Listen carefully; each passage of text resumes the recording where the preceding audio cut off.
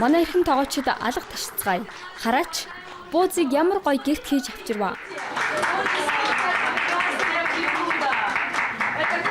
Ингээд ширээний хадан хаан хүрэлцэн ирлээ. Тоож үндэсний гол хоол болох буузыг тун өвөрмөц байдлаар гэрт хийж барьснаар зочдын багтал баяслыг төрүүлв.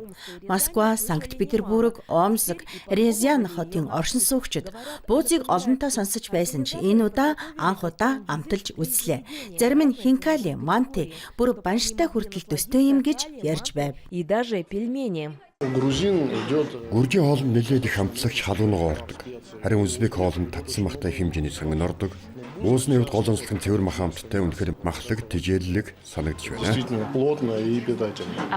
Та урд нь бурайд хоолтой танил байсан уу? Мэднэ. Би Бурайдад улаан үд хотын орчинд албааж байсан. Тийм болохоор жилийн турш хотоор орж гардаг байсан юм. Хоолны аялал цааш үргэлжиллээ.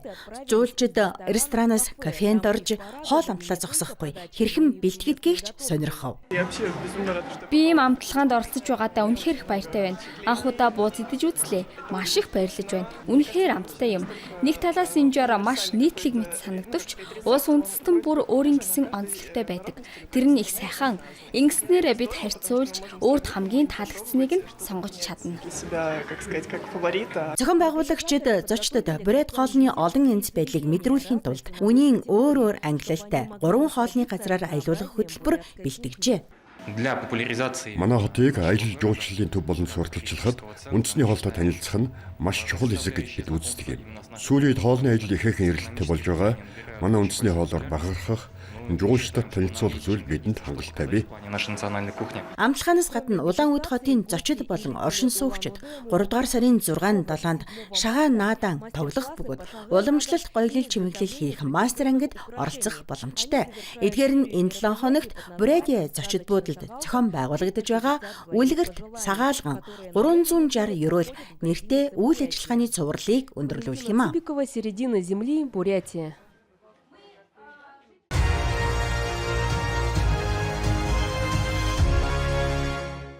Руслан Ушаков бол галт тэрэгний захилгаанч механикч.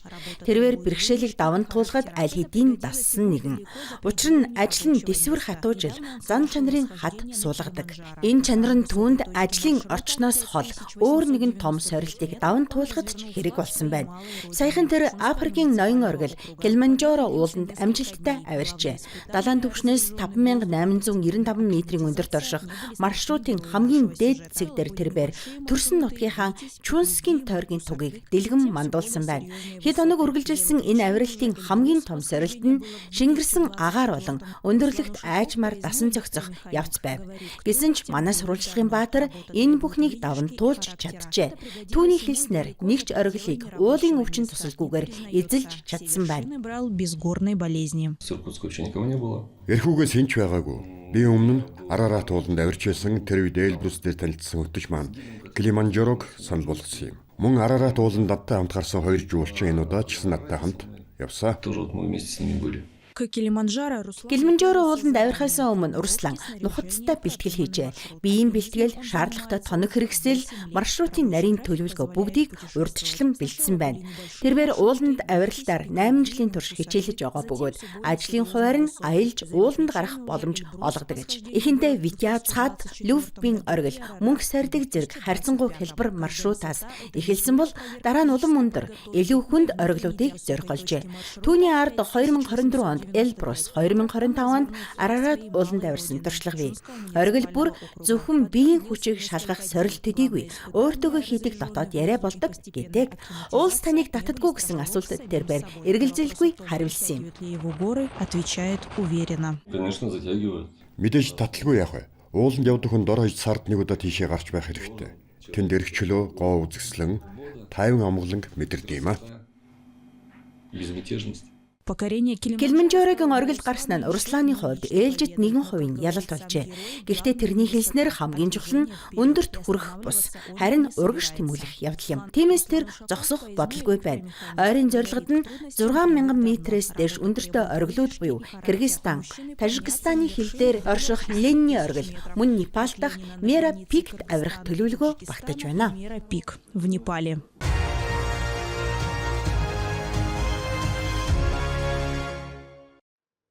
Хязгаарын нэгдсэн клиникийн эмнэлгийн мэдрэлийн мэс цэцлийн тасагт хөнгөн тохиолдол гэж бараг байдгүй. Владимир Бобряков эмнэлгийн салбарт 35 гаруй жил ажилласан туршлагатай нэгэн. Олон жилийн дадлаг туршлагатай болсон ч тэрний хувьд мэс цэцэл бүр анхных мэд хариуцлага түгшүүр дагуулдаг. Ийм нэгэн тохиолдол шинэ жилийн өмнөхөн болсон байна. Эмнэлэгт 76 настай эрэгтэй хүн хүргэгдэн иржээ. Үүнээс өмнө тэр өөр хотод хүнд хагалгаанд орсон байв. Эмнэлгээс гарсны дараа гэртээ байхад нь шархаар нь нугасны шингэн гоожиж улмаар өрөвсөл үүссэн байна. Дараа нөхцөлт ус өрөвслийн шинж тэмдгээд намжаасны дараа 12 сарын 30-нд өвчнийг мэс цэцэлд оруулсан юм. Өмнө суулгасан бүх имплантыг авч хайсан тэдгээр нь тархинаас нуруу руу шингэн гадагшлах урсгалыг саатуулж байсан юм. Имплантуудыг авч тархины бүрхүүлийг нөхөн сэргээх мэс цэцэл хийснээр хагалгаа дууссан юм.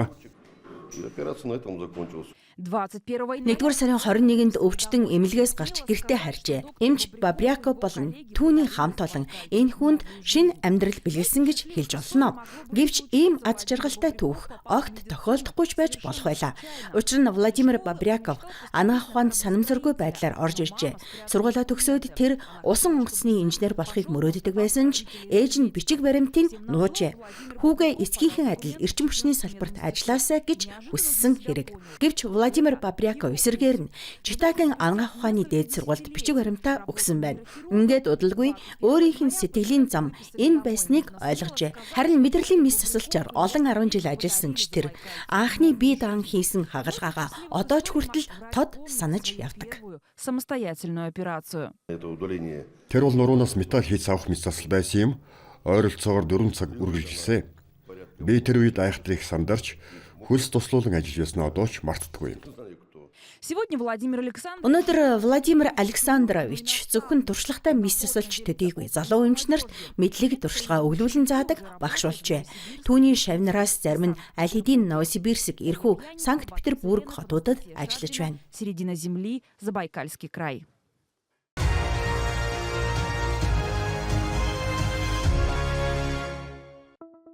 Танд гадаад аяллын санал ирсэн гэж төсөөлөд үзье.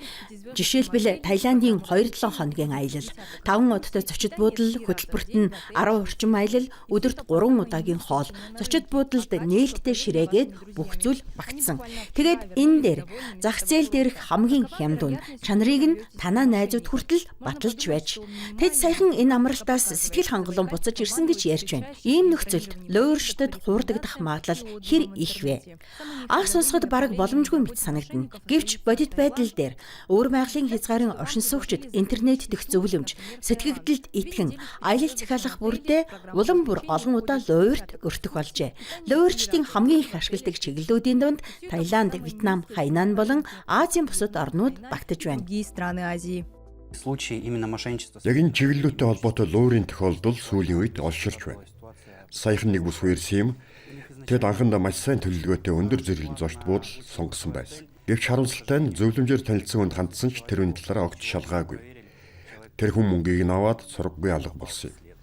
Аз болоход тэд мөнгөө буцааж авч чадсан. Гэхдээ буцааж авч чадахгүй үлдэх магадaltaй байсан юм а. Хосууд луурчдад 300 мянга гаруй рубль өгсөн бөгөөд мөнгөө буцаан авах гэж хөөцөлдөх зуур амралт нь илүү даруухан төсвөр өнгөрчээ. Харин өөр байгалийн өөр нэгэн оршин суугч аяллаа танилын зөвлөмжөөр бус мессенжерээр дамжуулан захиалж сонирхол татам сурталчилгааны бичлэгүүдэд итгэсэн байна. Үр дүнд нь Монголд очих зам, амрах газар, хоол унд гээд бүх зүйл түүний хүлээлттэй огт нийцсэнгүй. Хамгийн том алдаа нь тэр бүсгүй бичгээр байгуулсан гэрээг огт хараагүй явдал байжээ. Тэд зөвхөн амар тохиролцсон байсан. Өөрөөр хэлбэл бичгээр гэрээ огт байгуулаагүй. Хэрэглэгч 2 дахь зохион байгуулагч буюу хуваарь бизнес эрхлэгчтэй хамт Монголд ирсэн. Гэвч тэнд очиод хоол байранд таалагдаагүй. Энэ мэдээлэл гэрээнд тусгагдаагүй байсан тул шүүх бидний талд шийдвэр гаргаж нэхэмжлэлийг хангаж шийдвэрлсэн. Роспотребнадзор буюу хэрэглэгчийн эрхийг хамгаалах, хүний эрүүл мэндийн аюулгүй байдлыг хянах холбооны алба энэ хэргийг шүүхэд хүргэж ялалт байгуулж чадсан байна. Ингэснээр жуулчин чанаргүй үйлчлэгээний төлбөрөөс 69 мянган рублийг буцаан авчээ. Үүнд 15 мянган рублийн ёс суртахууны хохирлын нөхөн төлбөрч багтсан байна. 1 жилийн хугацаанд тус байгууллагад ийм төрлийн 12 бичгээр гаргасан гомдол ирсэн бол амар гаргасан гомдол үүнээс ч олон байжээ. Гэвч ихэнх тохиолдолд мөнгө буцаан авах боломж тийм ч өндөр байдаггүй. Тиймээс аяллаа компаниудыг урьдчилан аль болох олон сүгээр шалгах нь зүйтэй. Мэргэжилтнүүдийн зөвлөснөөр эхлээд аяллаа операторуудын улсын нэгдсэн бүртгэлээс тухайн компанийг шалгах хэрэгтэй. Энэ бүртгэл нийтэд нээлттэй бөгөөд бүх аяллаа агентуудын лицензийн дугаарыг агуулдаг байна. Хэрв аяллаа агентлаг эсвэл агент энэ эртаа дугаарыг нуугаад байвал магадгүй тийм компани огт байхгүй гэсэн үг. Ер нь луур их гардаг чиглэлүүд бол ойрхон газрууд юм. Манжуур, Баядахи зэрэг галт тэрэг хурж болох газрууд байдаг. Харин бусад бүх газар 100-аас 120 мянган рублинтэй байхад танд 40-оос 50 мянгаар санал болгож байвал ихэнхдээ луур байдаг. Эсвэл таны аяллаа зардал саа нэгтээ хэмнэж та түүнийг очиод л мэдэх болно. Хэрэг танд PTA дугаар өгөхгүй, агентлаг газрын зураг дээр байхгүй, офисгүй, харин таны мэдих цорын ганц зүйл нь танилын зөвлөмж бол ийм үйлчлэгээ үзүүлэгчээс татгалзах нь зүйтэй. Аяллаа компанийн лицензийг заавал шалгаж, төлбөрийн зөвхөн албан ёсны хэлбэрээр хийж, төлбөрийн баримтыг нэхэж аваарай. Мөн урамшуулал хэд хямдралтай саналд болгоомжтой хандах хэрэгтэй. Учир нь хэд ашигтай санал ихэнхдээ зүгээр л өгөөш болдог.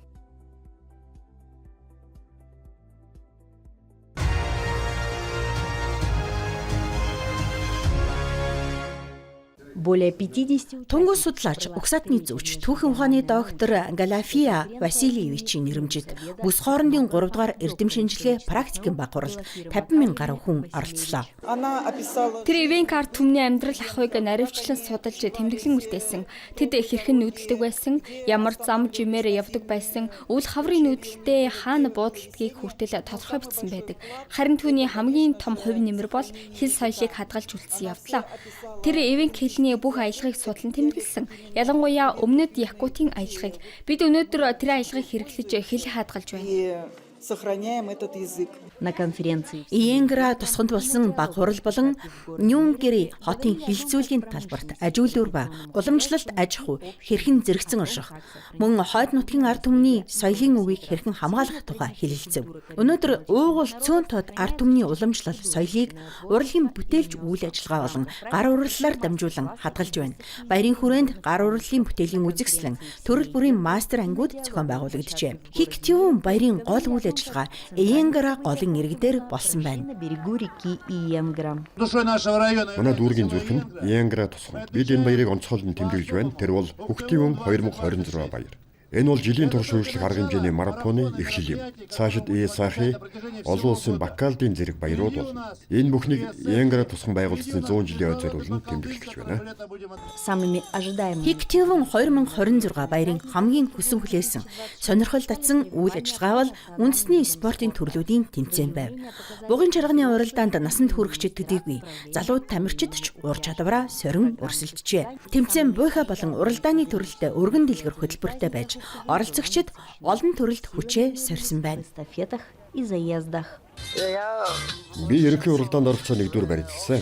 Буг маллах бол бидний уламжлал, жилбэр бид бусад бугчтай цугларч хэний буг илүү хурдан болохыг сорьдог юм.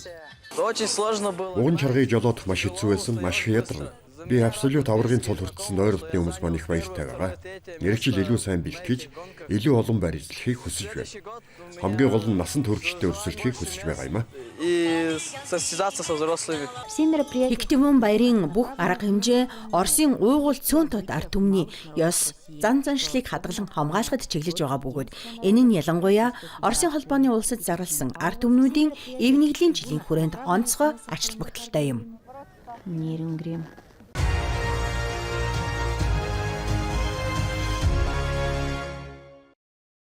Провинция Дилинь. Жилийн мужийг алтан цанын бүсэд багтдаг гэж нэрлэдэг.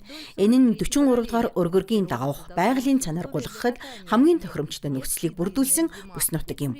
Энд зөөлөн өтгөн цас ордог, өвөл урт үргэлжилдэг. Энэ давуу тал нь нутгийн оршин суугчдын хувьд жинхэнэ алтны судал болжээ. Өдгөө энд хятадын өнцөг болон бүрээс төдийгүй гадаад орнуудаас ч цанчид зорин ирдэг болсон байна. Страны из-за рубежа. Бид энэ буудлаа ажилуулад 16 жил болж байна. Анх 3 өрөөтэй жижиг байраас эхэлж байсан бол одоо 50 гаруй өрөөтэй болсон. Сейчас у подножья Өнөөдөр Бэйдаху цанын баазын бэлд 149 зочны байр үйл ажиллагаа явуулж нэгдүгээр 2000 хүртэлх зочин хүлээн авах боломжтой болжээ. Өвлийн аялал жуулчлалын эд үе нутгийн айл өрх бүрт хэдэн 10 мянган Америк долларын орлого авчирч байна. $1000 США. Бид өрөө бүрийг маш нямаа цэвэрлэдэг. Зочддоо чанартай ариун цэврийг хэрэгсэл аль болох 5 тухтай орчин бүрдлэхийг хичээдэг. которые мы можем предложить. Нанго нэртэй энэ жижиг тосгон цанын баазаас ердөө 10 минутын зайд оршдог.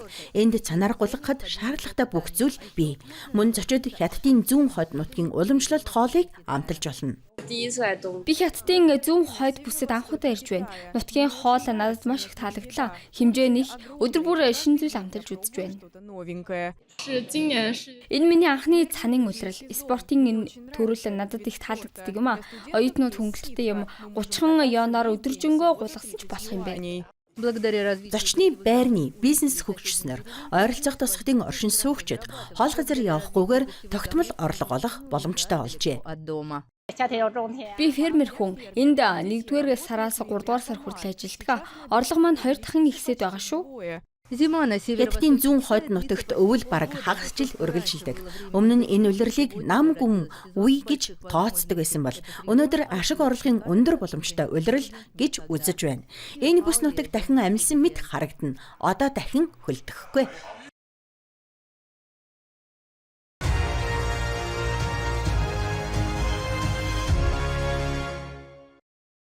В мелководной прибрежной Хятадын зүүн хэсэгт Янчин хотын орчимд шар тэнгисийн гүйхэн эргийн бүсээр эргээс 50 км хүртэлх зайд олон арван бүр 100 салхин турбин байрлажээ.